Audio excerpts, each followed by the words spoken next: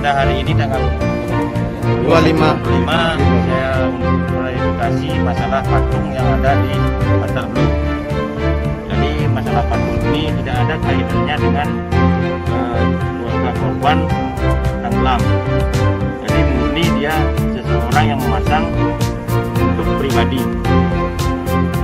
Itu tidak ada kaitannya dengan keluarga korban. Karena saya klarifikasi sudah dari kemarin dengan pihak ITDC. Jadi barulah kita ketemu di sini. Jadi disinilah kita klarifikasi untuk mengklirkan permasalahan ini. Ya, bahwa saya dari keluarga tidak ada memasang patung itu sampai ada di Waterloo ini.